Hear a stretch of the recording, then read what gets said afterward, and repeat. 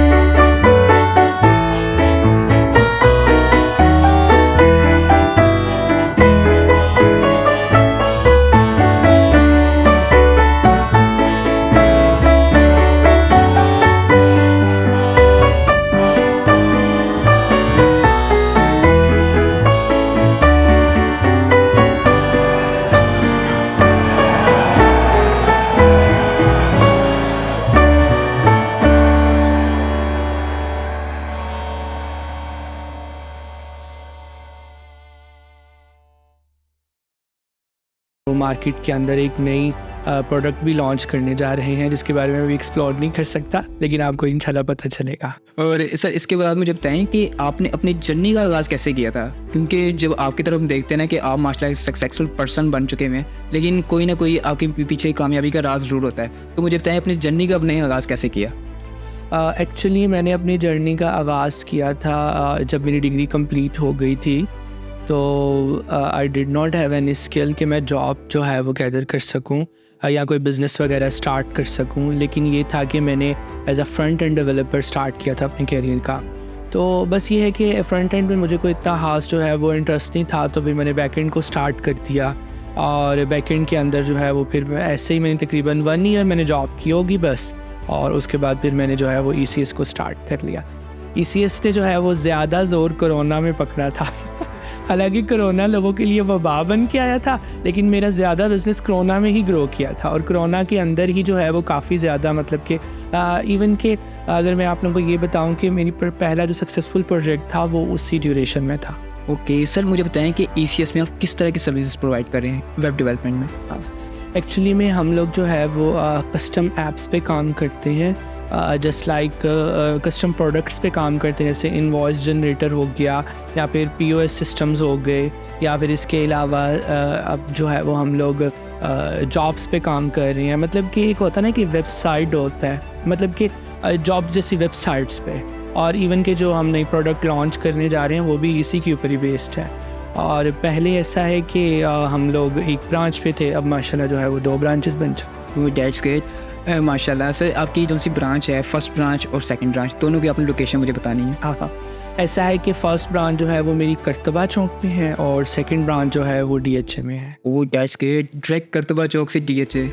वह एक्साइटिंग तो होती है बहुत ज़्यादा। मैंने देखी आपकी लास्ट मैंने क्या कहते हैं आपकी सोशल प्रोफाइल देखी थी, आपकी रिसेंटली ब्रांच ओपन हुई है सेकंड। I am right? ऐसे ही है, ऐसे ही है। इस ना फील्ड में आप एंटरप्रेन्योरशिप की तरफ जाते हैं और बहुत जल्दी ग्रो की तरफ जाते हैं, लेकिन तब जाते हैं आप ग्रो की तरफ जब आप अपने बिजनेस पे आ जाएं। जॉब जो है वो बेशक लाखों में है, लेकिन जॉब तो जॉब ही है ना। एक्चुअली हम अगर इस्लाम की तरफ भी देखा जाए तो हमें क्या कहते हैं पहले ही बता दिया गया था कि आपका जो सा बेनिफिट आपको मिलना है, जो आपको नफ़ा मिलना है, वो 95% अपने कारोबार से मिलना है और 5% जैसा आपको जॉब से मिलना है। हाँ, ठीक है, तो हमें ज़्यादा से ज़्यादा एंटरप्रेन्योरशिप की तरफ जाना चाहिए ताकि हम ज़्यादा से ज़्यादा बेनिफिट और ज़्यादा से ज़्यादा पैसे कमा सकें, जो सही सी बात है।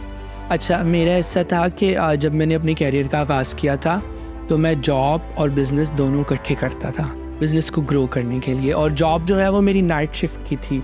नाइट में मैंने जॉब करनी है और सुबह आके 2-3 घंटे मैंने सिर्फ सोना करना है और सुबह ऑफिस चले जाना करना।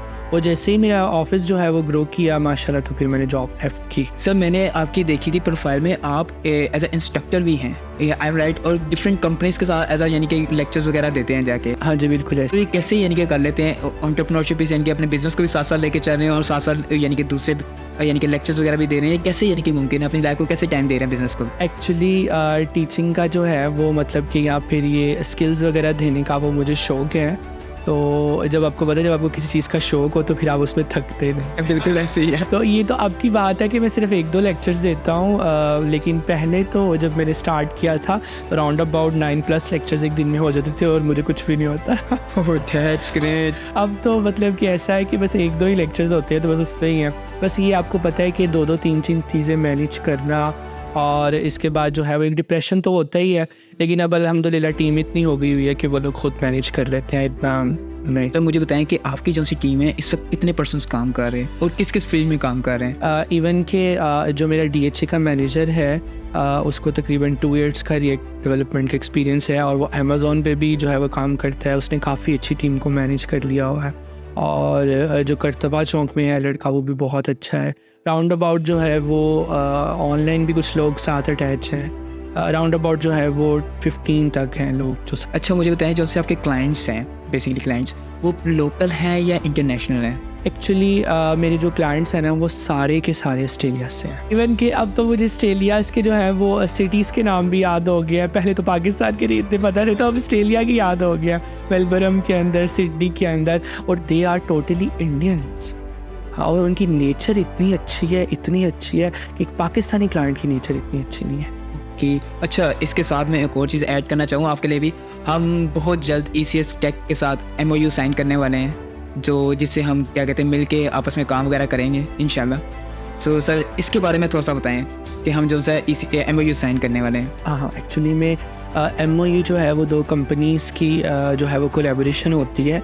उसमें ये होता है कि जैसे आप लोग पॉडकास्ट करते हैं और हम लोग सर्विसेज वगैरह देते हैं, जैसे कि MYK कम्युनिकेशन जिसके आप डायरेक्टर भी हैं, तो इसी तरह मतलब कि आप डिफरेंट पॉडकास्ट वगैरह करते हैं और डिफरेंट अदर कंपनीज़ के साथ भी आप करते हैं कोलैबोरेशन के साथ। तो MOU का मतलब ये है कि कल को हम भी आपको रेफ़र करें तो आप उनके भी पॉडकास्ट करें, और जैसे आपका मतलब कि चल रहा है और इस चैनल पे भी वो लोग आएँ और फर्दर और इसके एपिसोड्स रिलीज़ हो। एग्जैक्टली। अच्छा, ये तो मेरा थोड़ा सा ना क्या कहते हैं साइड पे हो गया है पॉडकास्ट वगैरह, क्योंकि इंस्पायरेशन डायरी जो बेसिकली मैं अपना लेके जा रहा हूँ ना, MYK कम्युनिकेशन को लेके जा रहा हूँ। MYK communication is a platform to provide digital marketing, जो कि हम लोग ज़्यादातर तो मार्केटिंग एजेंसी तो बाद में है, हम कंपनीज़ को प्रेफर करते हैं कि अपनी जो सिर्फ मार्केटिंग है ना वो एज अ पॉडकास्ट अपने करवाएं। ठीक हो गया। अब लास्ट टाइम ना मैंने एक पोस्ट बनाई थी जिसपे मैंने लिखा हुआ था ब्रांड विदाउट पॉडकास्ट, उसके ऊपर मैंने लगाई थी बाइक, और ब्रांड विद पॉडकास्ट उसके साथ लगाई थी गाड़ी।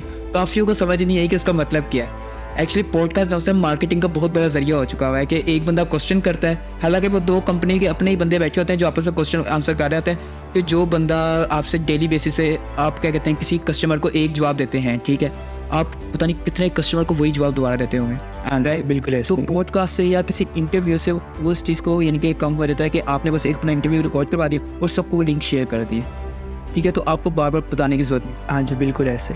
सो एक्चुअली में ये एक डिजिटल वे है कि आप अपने मैसेज को जो है वो कन्वे करते हैं अपने क्लाइंट्स के साथ, अपने एम्प्लॉयज़ के साथ। जैसा कि अगर आगे कुछ हॉलीडेज़ आ रही हैं तो उसके ऊपर पॉडकास्ट रिलीज़ होता है। एग्जैक्टली।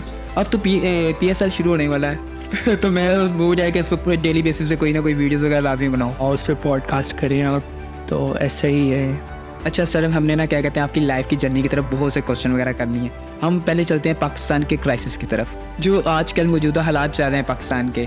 तो मुझे बताएं कि आप इसका कसूरवार किसको ठहराना चाहते हैं? एक्चुअली जो पाकिस्तानी क्राइसिस इस वक्त चल रहे हैं, इसकी जो सबसे बड़ी वजह ये है कि आई थिंक मुझे लगता है कि हमारे जो मिनिस्टर्स हैं या जो मतलब के बड़े ओहदेदारान हैं, वो मतलब कि इसको एक ठीक तरीके से नहीं लेके चलते, या फिर वो लोग जो हैं वो ख़ुद कुछ ऐसा करते हैं जिसकी वजह से पाकिस्तान जो है वो ग्रो नहीं कर रहा। तो मुझे लगता है कि वही वजह है, क्योंकि देखें आज कल आप मुझे बताएं कि कौन सा ऐसा घर है जिसमें तलीम नहीं, कौन सा बच्चा जो है वो नहीं पढ़ा। अच्छा, वो तलीम हासिल करके फिर फर्दर आगे का अगला जो है वो उसका ये प्रोसेस होता है कि हम बाहर चले जाएँ, पाकिस्तान को सर्व ही ना करें। अब मैं आप लोगों को एक बात बताता हूँ। ऑन माई जब मैंने जो है वो इंजीनियरिंग स्टार्ट की थी, मैंने सॉफ्टवेयर इंजीनियरिंग की हुई है, तो मेरे सारे फ्रेंड्स जो हैं उन्होंने टॉप करके प्री इंजीनियरिंग में उन्होंने जो है वो UET में दाखिला वगैरह लिया, और UET is the top engineering university. और टेक्निकल जो है वो करने के बाद mechatronics engineering, electrical engineering, mechanical engineering करने के बाद they are totally jobless. And they उन्होंने जो है वो अब नस्ट यूनिवर्सिटी में MPhil जो है वो स्टार्ट कर दिया कि अब हम लोग टीचिंग करेंगे। अच्छा सर, हम मेन जो सा कह रहे हैं कि पाकिस्तान पॉलिटिक्स है इसमें इन्वॉल्व, लेकिन हमारी जो सी मौजूदा क्राइसिस की वजूहत है ना, वो सिर्फ हमारी पाकिस्तानी अवाम है, खुद है। हाँ, इनको भी कुछ कहा जा सकता है। हाँ, ये लोग क्या कहते हैं, सिर्फ जॉब को प्रेफर करते हैं ज़्यादा से ज़्यादा, क्योंकि हमें बचपन से सिखाया होता है कि सिर्फ job job job job, not a entrepreneurship और नॉट एंटरप्रेन्योर। ठीक है, तो हमें क्या कहते हैं, ज़्यादा से ज़्यादा अपने यंगस्टर को कहना चाहिए कि एंटरप्रेन्योरशिप की तरफ आएँ, अपने बिजनेस की तरफ आएँ, ताकि हमारा मुल्क ग्रो कर सके। आपकी बात मैं काटता हूँ, लेकिन देखिए एंटरप्रेन्योरशिप की तरफ अगर एक बच्चा आता है तो उसमें जो सबसे ग्रोइंग फील्ड है ना एंटरप्रेन्योरशिप की तरफ आने के लिए, वो सिर्फ और सिर्फ IT है। नहीं सर, बाकी जितनी भी फील्ड्स हैं उनमें एंटरप्रेन्योरशिप की तरफ आप इतनी जल्दी नहीं जा सकते। उसके लिए आपको बहुत ज़्यादा स्ट्रगल करनी पड़ती है। सर स्ट्रगल करनी पड़ती है, बेशक करनी पड़ती है। अब IT की तरफ भी आ रहे हैं तो इसमें भी आपको बहुत ज़्यादा स्ट्रगल करनी पड़ती है। अगर आपके पास कोई स्किल नहीं है ना, तो मेरे ख्याल से आप एंटरप्रेन्योरशिप की तरफ भी नहीं आ सकते। बिल्कुल आपकी बात ठीक है, लेकिन देखिए मेरी बात सुनिए, आपकी बात बताता हूँ। अब अगर एक पर्सन जो है उसने इलेक्ट्रिकल इंजीनियरिंग कर लिया है, या फिर जो है वो उसने मतलब कि केमिकल इंजीनियरिंग कर लिया, तो अब वो क्या कर सकता है, वो एक फैक्ट्री स्टार्ट कर सकता है। तो उसके ऊपर इतनी ज़्यादा इन्वेस्टमेंट है। इवन कि अगर हम IT फील्ड को देखें तो एक आप हों और एक आपका लैपटॉप और इंटरनेट हो और हम अपना काम शुरू कर सकते कह सकते हैं। इसके अलावा सर क्या कहते हैं, अगर हम देखें, सिर्फ हम पढ़े लिखों की बात करें कि एंटरप्रेन्योरशिप की तरफ आएँ, ठीक है। अगर हम देखते हैं किसी चाय वाले को, मैंने अभी काफ़ी यानी कि रिसेंटली वीडियोज़ वगैरह भी देखी है चाय वाले की, कि जो चाय वाला होता है वो एक जॉब वाले से ज़्यादा अर्न कर रहा होता है, बहुत ज़्यादा। हाँ बिल्कुल ऐसे, इवन कि एक रिक्शा चलाने वाला भी ज़्यादा अर्न कर, वो एक एंटरप्रेन्योर है, ठीक है। कि सिर्फ पढ़ा लिखा बंदा एंटरप्रेन्योरशिप की तरफ नहीं आ सकता, एक यानी कि जो मजदूर है वो भी एंटरप्रेन्योरशिप की तरफ आ सकता है, क्योंकि वो अपने बिजनेस का खुद ही मालिक है।